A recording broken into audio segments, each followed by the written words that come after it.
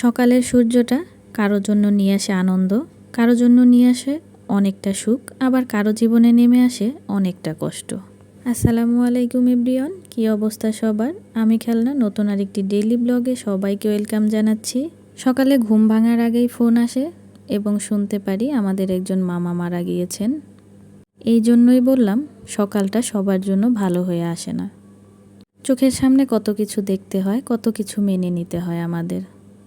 যে মানুষগুলোকে ছাড়া একদিনও চলবে না ভাবি, সেই মানুষগুলোকে ছাড়াই আমাদের বেঁচে থাকতে হয়। সত্যি বলতে দুনিয়া সব কিছুই মায়া, আর একবার মায়া কেটে গেলে আমরা কোনো কিছুতেই আর তোয়াক্কা করি না। তো যাই হোক, সকালে ঘুম থেকে উঠেই সব কিছু আগে গুছিয়ে নিলাম বিছানাগুলো, কারণ বিছানা না গোছালে আমার আবার একটু শান্তি লাগে না। বিছানা গোছানোর পর আমার একটু ভালো লাগে, মনে হয় রুমের মধ্যে বিছানাটাও অগোছালো থাকলে কেমন জানি আমার অশান্তি অশান্তি লাগে।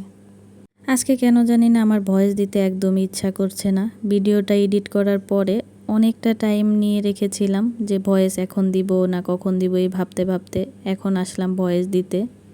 এরপর নাস্তা শেষ করে সবগুলো ব্যাগ বের করে নিয়েছি, যে ব্যাগগুলো আজকে একটু করে পরিষ্কার করে রাখবো, কারণ ব্যাগগুলো উঠিয়ে রাখার ফলে দেখা যায় কি কেমন যেন একটা সাদা সাদা হয়ে যায়, যার কারণে ভালো লাগে না দেখতে, আর ব্যাগ তাড়াতাড়ি নষ্ট হয়ে যায়। এই জন্য আমি কিছুদিন পর পর ব্যাগগুলা বের করে একটু করে পরিষ্কার করে নিই।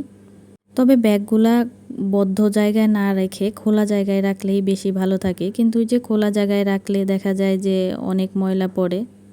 এই ব্যাগগুলোর মধ্যে সবচেয়ে পছন্দের ব্যাগ হচ্ছে কালো ব্যাগটা, যেটা আমি একটু আগে পরিষ্কার করলাম। এই ব্যাগটা মনে হয় যদি নষ্টও হয়ে যায় তাও মনে হয় আমি কখনো ফেলবো না।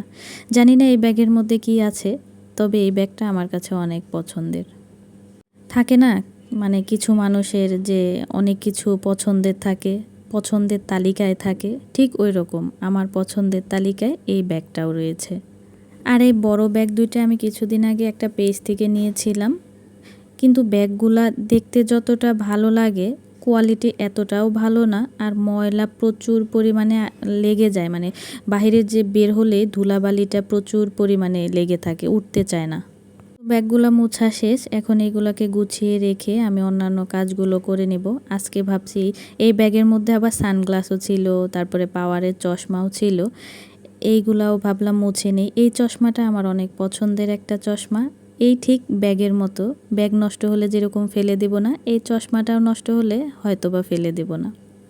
তো এই কাজগুলো শেষ করে চলে আসলাম দুপুরে রান্না করার জন্য। আজকে দুপুরে ঘন করে একটু মসুরের ডাল ভুনা করব। আমি হাতে মাখিয়ে বসিয়ে দিলাম ডালটা। এরকম করে বসালে খুব তাড়াতাড়ি ডালটা সিদ্ধ হয়ে যায়, খুব বেশি সময় লাগবে না ডালটা সিদ্ধ হতে। বলতে বলতেই ডালটা সিদ্ধ হয়ে গেছে।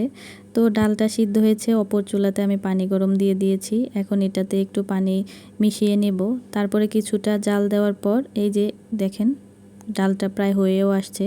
ডালটা নামিয়ে আমি এটাকে আবার বাগারও দিয়ে নিব। যদিও আমি আস্তে কথা বলতেছি, তাও কেন জানি না খুব হাঁপিয়ে যাচ্ছি, মনে হচ্ছে অনেক জোরে জোরে কথা বলতেছি, অনেক কাজ করেছি এরকম লাগতেছে, একটা অস্থির লাগতেছে। ডালটা বাগার দেওয়া শেষ, এখন এইখানে আমি কিছু মুগ ডাল ভেজে নিচ্ছি।